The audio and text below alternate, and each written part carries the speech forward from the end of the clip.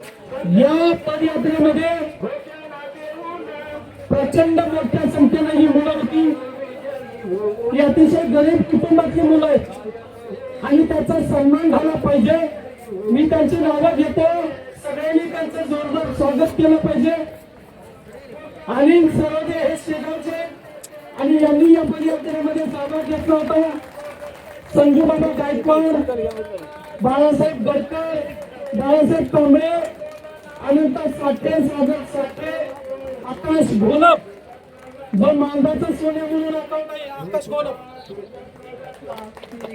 साहिल साठे, दिलीप खंडारे, अविनाश गायकवाड, संदीप हरांडे, दिलीप वाघमारे, दादाराव रोकडे, नरेंद्र मोरे, अविनाश वाघमारे, मंगेश दाखवले, राजेश आडोगले, बाळू लोंढे, राजू गायकवाड, प्रमोद मनोवारे, मनोज गायकवाड, राहुल कारके, रवींद्र कारके, आनंद कांबळे, अमोल साठे, सुरेश कांबळे, अविनाश गायकवाड, रोहित गोलप आणि देवा सूर्यवंशी आणि मी देत होतो सचिन साठे.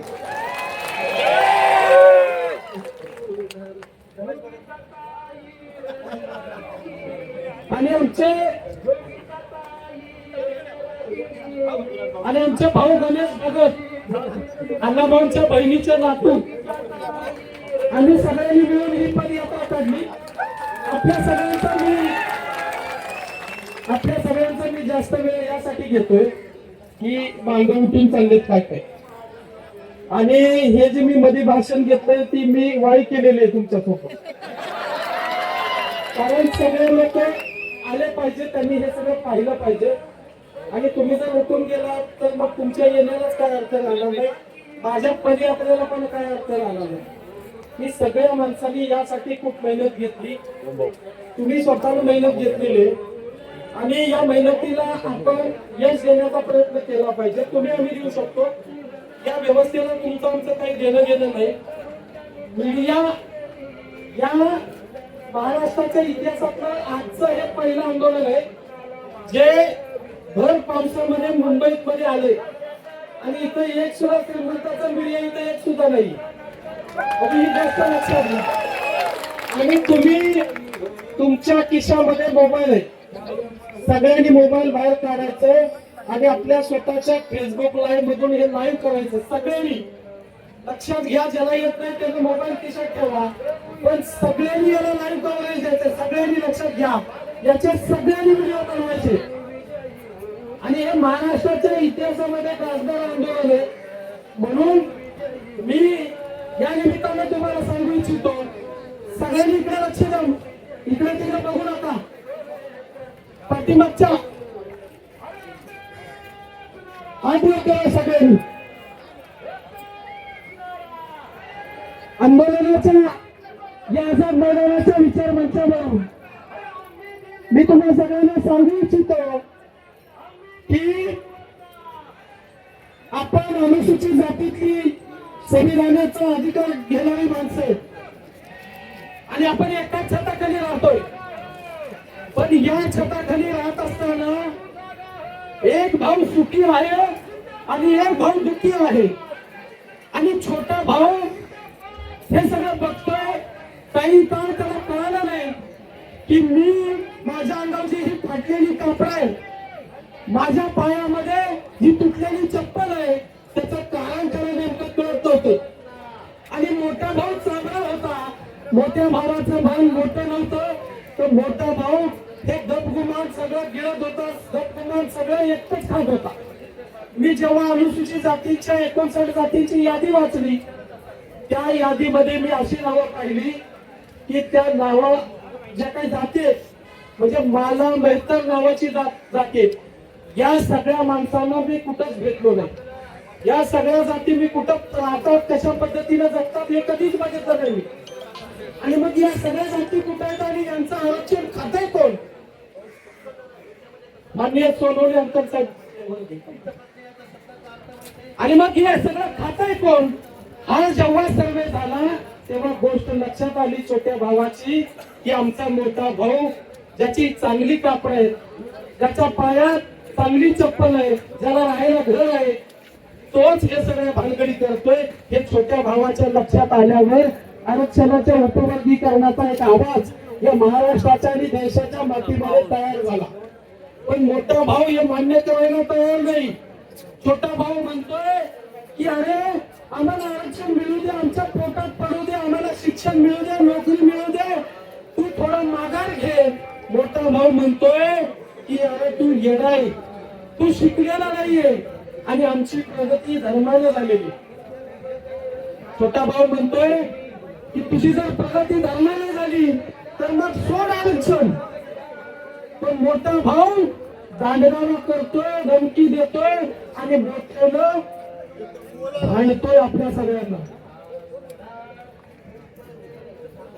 आपल्या सगळ्यांना तो भांडतोय आणि म्हणून आपल्या सगळ्यांना सांगतो की आता हे भाऊ पण राहिलं नाही तर मांगाला मांगाची ताकद दाखवण्याची वेळ आलेली आहे.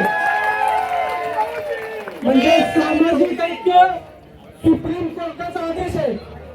तेलंगणामध्ये लागू झालेलं आहे, कर्नाटकमध्ये लागू झालंय, हरियाणामध्ये लागू झालं, पंजाबमध्ये लागू झालं, तामिळनाडूमध्ये लागू झालं. पण कुठलीही प्रगत जात पुढे आली नाही आणि ती म्हणली नाही की आरक्षणाचं उपवर्गीकरण झालं की सामाजिक ऐक्य धोक्यात येईल. पण महाराष्ट्रामध्येच कसलं सामाजिक ऐक्य धोक्यात येणार आहे? एका जातीला, प्रगत जातीला अप्रगत जातीचा जर विचार करता येत नाही तर तुम्हाला सांगतो की ही प्रगत जात तुम्हाला सगळ्यांना घातक आहे. ही तुमच्या आमच्या विरोधातली जात आहे आणि आपला लढा हा प्रगत जातीच्या विरोधातला लढा आहे, कुठल्याही जाती धर्माच्या विरोधातला नाही. पण यांनी काय प्लॅनिंग केलंय की आपण सगळेजण उठलोय आणि बाबासाहेबांच्या वर बोलतोय. आपण सगळे उठलोय आणि संविधानाच्या विरोधामध्ये उभा आहे. आपण सगळे उठून लोकशाहीच्या विरोधामध्ये उभा आहे. आम्हाला जाणीव आहे की आम्हाला जो बोलण्याचा, लिहिण्याचा आणि व्यक्त होण्याचा अधिकार दिलाय तो लोकशाहीने दिलेला आहे. आणि लोकशाहीचा प्रचंड मनामध्ये आदर निर्माण ठेवून आम्ही आमच्या मांगाचं दुखणं शासनासमोर मांडतोय. आम्ही कुठल्याही महारवाड्यावर मोर्चा काढलेला नाही, ही गोष्ट लक्षात घ्या. आणि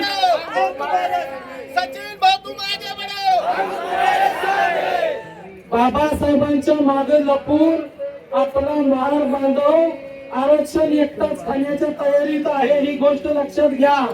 आणि म्हणून आपल्याला त्यांच्यासोबत कुठल्याही स्वरूपाचा वाद निर्माण करायचा नाही. तर आपली लढाई ही शासनाच्या समोर आहे आणि शासनाने आता बदल समिती स्थापन करून तो अहवाल स्वीकारलाय. फक्त हे जे काही विरोधातलं वादळ आहे ते आपल्याला सगळ्यांना थांबवायचं आहे. आणि हे थांबवण्यासाठी जोपर्यंत हा उपवर्गीकरणाचा निर्णय अंतिम होत नाही, जोपर्यंत शासन हा आदेश लागू करत नाही, तोपर्यंत तुम्हाला सगळ्यांना लढायचं आहे. आणि ही लढाई तुम्ही सगळे मिळून आपण लढणार आहोत का नाही हे ठामपणे या आझाद मैदानातून या महाराष्ट्राला कळू द्या भगवान.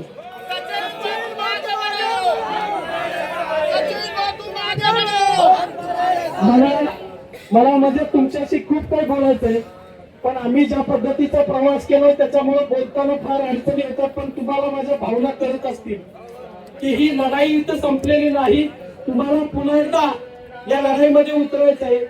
मी महाराष्ट्रामध्ये आपण सगळ्यांनी मिळून परवा बीड मध्ये मोर्चा झाला, माननीय गणपत भिसे साहेबांच्या अध्यक्षतेखाली बीड परभणीमध्ये झाला. त्यांनी त्या मोर्चावर टीका केली. आणि तुम्ही एक गोष्ट लक्षात घ्या की बीड मध्ये 40-42 डिग्री सेल्सिअस मध्ये तापमान असताना सुद्धा एवढ्या मोठ्या संख्येनं तिथं मातांसमोर जमला होता. आणि परभणीमध्ये प्रगत जातीचा मोर्चा झाला होता. या दोन जातीमधला मी फरक सांगतो की परभणीमध्ये ज्या प्रगत जातीने आपल्या विरोधामध्ये मोर्चा काढला त्या प्रगत जातीनं उन्हापासून संरक्षण होण्यासाठी मंडप टाकला होता.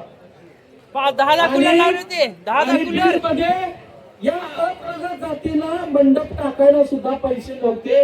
हा जो काही भेदभाव आहे, हा जो फरक आहे, म्हणून हा प्रगत आणि अप्रगत जातीचा लढाई. जर आमच्याकडे पैसे असते तर मग मी इथं बी मंडप टाकला असता आणि मांग भेजली नसती. पण आम्ही शिकलोय, माझ्याकडे एवढी मुलं येत आहेत की आम्ही एवढ्या पद्धतीने शिकलोय, अशा डिग्री घेऊन मुलं येत आहेत. पण त्यांना न्याय मिळत नाही. पाणी नको, पण त्यांना न्याय मिळत नाही. पण ज्या पद्धतीने तुम्हाला आम्हाला हिंदवलं जातं की आम्ही देवी देवतांना मानतो, हिंदू देवी देवतांना आपण मानतो, आम्हाला मान्य आहे की आम्ही मानतोय, पण तुम्ही सुद्धा बौद्ध धर्माची शिक्षा घेऊन देवी देवतांना मानताय हे पण गोष्ट लक्षात घ्या. आम्ही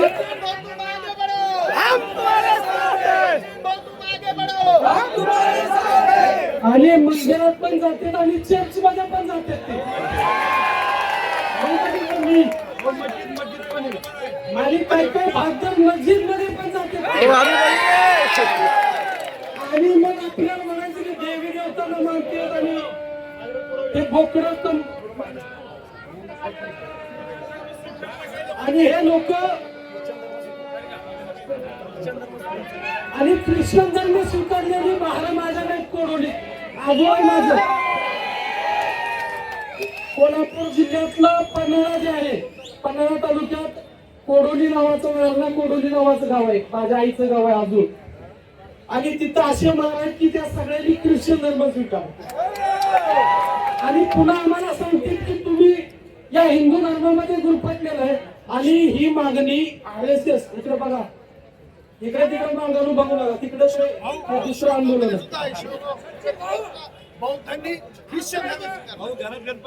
नगर जिल्ह्यामध्ये बौद्धांनी ख्रिश्चन धर्म स्वीकारले नगर जिल्ह्यामध्ये. आणि तुम्हाला सांगतो की यांनी आपल्यावर अजून एक उठवलंय की ही RSS आणि भाजपनं दिलेली मागणी. आणि हे सगळे सचिन साठे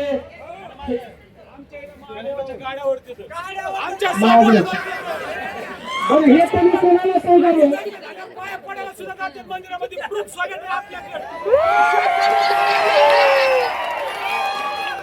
बरं हे तुम्ही कुणाला सांगायला पाहिजे की आम्ही बौद्ध धर्माचे अनुयायी, आम्ही असे बुद्धिमान आहे, सुशिक्षित आहे, हे बाहेरच्या लोकांना सांगायला. पण त्यांच्या शेजारी मागवायला आम्हाला सगळं दिसते त्यांचं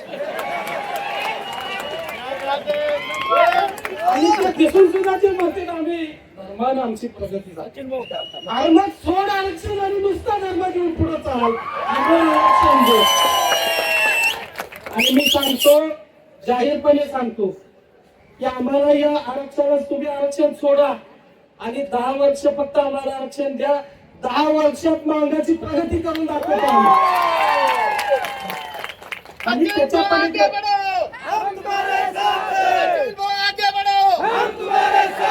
आणि त्याच्या पलीकडे तुम्हाला सांगतो की भाजप आणि RSS हे सगळे लोक दलाल आहेत. आता मांगाचा प्रत्येक झोपडपट्टीतला माणूस भाजपचा दलाल असू शकतो का? म्हणजे झोपडपट्टीतली माणसं त्याला भाजप आणि राष्ट्रवादी काँग्रेस इतकंच बी नाही, एवढी गरीब माणसं आहेत त्याला म्हणायचं की भाजपचा दलाल. मग जर आम्ही सगळे भाजपचे दलाल आहे तर आठवले साहेब कोण?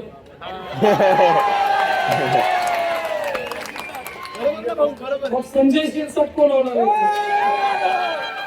आणि मला त्याच्या पलीकडे जाऊन म्हणायचंय की RSS आणि भाजपला आम्हाला येऊन सांगावं लागलंय की आरक्षणाचं अबकडं करा, वर्गीकरण करा आणि प्रगत